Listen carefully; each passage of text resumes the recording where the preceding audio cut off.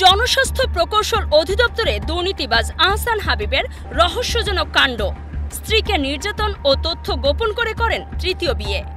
অনিয়ম ও দুর্নীতি সহ রয়েছে ফ্ল্যাট দখলের অভিযোগও। নোয়াখালী জেলায় বদলির আদেশ জারি হয়েও রহস্যজনকভাবে বাতিল। বিস্তারিত দেখুন সালেহ কায়সারের প্রতিবেদনে। জনস্বাস্থ্য প্রকৌশল অধিদপ্তরের ঠাকুরগাঁও জেলার নির্বাহী প্রকৌশলী আহসান হাবিবের বিরুদ্ধে ভয়াবহ দুর্নীতি, তথ্য গোপন করে একাধিক বিয়ে সহ নানা অভিযোগ তুললেন তৃতীয় স্ত্রী ডাক্তার সুমনা ইসলাম। এছাড়া সরকারি ক্ষমতার অপব্যবহার করে ফ্ল্যাট দখল, অনিয়ম, দুর্নীতি ও সরকারি অর্থ আত্মসাতের গুরুতর অভিযোগ উঠে এসেছে অগ্রযাত্রা প্রতিদিনের অনুসন্ধানে। সূত্র জানায়, অভিযুক্ত আহসান হাবিব 2021 সালের 25শে জানুয়ারি চিকিৎসক ডাক্তার সুমনা ইসলামকে বিয়ে করার সময় কাবিন নামায় তার আগের 2টি বিয়ের তথ্য গোপন করেন। প্রথম স্ত্রীর ঘরে তার 1 সন্তান এবং দ্বিতীয় স্ত্রীর ঘরে 2 সন্তান থাকা তথ্য গোপন রেখে তিনি নতুন বিবাহ বন্ধনে আবদ্ধ হন। বিষয়টি প্রকাশ পেলে শুরু হয় দাম্পত্য কলহ, যা এক পর্যায়ে শারীরিক ও মানসিক নির্যাতনের রূপ নেয়। 2022 সালের 27শে জুন তাদের কন্যা সন্তান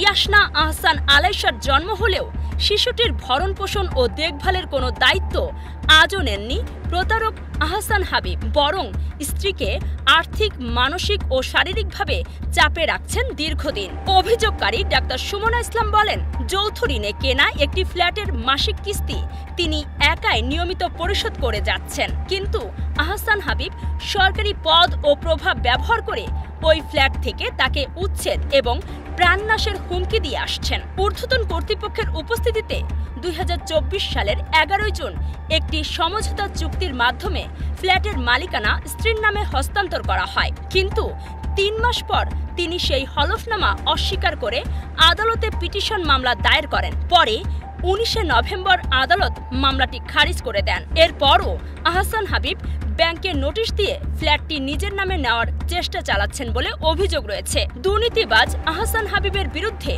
সরকারি অর্থ আত্মসাৎ ও বিভিন্ন উন্নয়ন প্রকল্পে অনিয়মের অভিযোগ, পছন্দের ঠিকাদারকে কাজ দেওয়া, কাজ না করে বিল দেওয়া সহ একাধিক অভিযোগের তদন্ত করে স্থানীয় সরকার বিভাগ। সেই তদন্ত রিপোর্ট ধামাচাপা দেয় দুর্নীতিবাজ এই প্রকৌশলী। এদিকে জনস্বাস্থ্য প্রকৌশল অধিদপ্তর থেকেও অনিয়ম ও দুর্নীতির দায় এনে কয়েকটি তদন্ত কমিটি গঠন করা হলেও অজানা কারণে সেই তদন্ত কমিটির রিপোর্টও মুখ থুবড়ে পড়ে আছে বছর ধরে। একটি সূত্র জানায়, তদন্ত কমিটিও ম্যানেজ করে চলেন আহসান হাবিব। 2024 সালের 15 ডিসেম্বর স্ত্রী সুমনা ইসলাম এলজিইডি উপদেষ্টার আসিফ মাহমুদের কাছে একটি লিখিত অভিযোগ দেন। উপদেষ্টা জরুরি তদন্তের নির্দেশ দিলেও পরবর্তীতে সেই তদন্ত আর আলোর মুখ দেখেনি। সেখানেও আহসান হাবিব টাকার বিনিময়ে সব ম্যানেজ করে ফেলেছেন।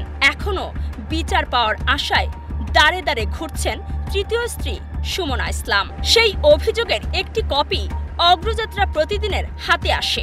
এদিকে এত অভিযোগ থাকার পরও চলতি বছর 15 অক্টোবর স্থানীয় সরকার বিভাগের এক প্রজ্ঞাপনে তাকে ঠাকুরগাঁও থেকে নোয়াখালীতে বদলি করা হয়, কিন্তু বিস্ময়করভাবে সেদিন সন্ধ্যায় তার বদলির আদেশ আবার বাতিল করে নতুন প্রজ্ঞাপন জারি করা হয়। অভিযোগ রয়েছে, হাতিয়ার এক ঠিকাদারের চেষ্টায় 50 লাখ টাকার বিনিময়ে বদলির আদেশ করান আহসান হাবিব। প্রশ্ন উঠেছে, তদন্ত চলমান থাকা অবস্থায় কিভাবে একজন দুর্নীতিবাজ অভিযুক্ত কর্মকর্তা এখনও বহাল তবিয়তে দাপটের সঙ্গে দায়িত্ব পালন করছেন। স্থানীয়দের ভাষ্য, প্রশাসনের একাংশের মদত, রাজনৈতিক যোগাযোগ ও প্রভাবকে ব্যবহার করেই আহসান হাবিব দীর্ঘদিন ধরে এসব কর্মকাণ্ড চালিয়ে যাচ্ছেন। তদন্তের প্রকৃত অগ্রগতি নিয়েও তৈরি হয়েছে জনমনে স্পষ্ট সন্দেহ। সরকারি সম্পত্তি লুট, অনিয়ম ও দুর্নীতি করে কোটি কোটি টাকা হাতিয়ে নেওয়া দুর্নীতিবাজ এই কর্মকর্তার পূর্বের কর্মস্থল পাবনা, নেত্রকোনা ও নোয়াখালীতেও রয়েছে একাধিক অনিয়মের অভিযোগ। অগ্রযাত্রা প্রতিদিন, ডেস্ক নিউজ। অগ্রযাত্রা প্রতিদিন, নির্ভীক প্রত্যয়ে উজ্জীবিত।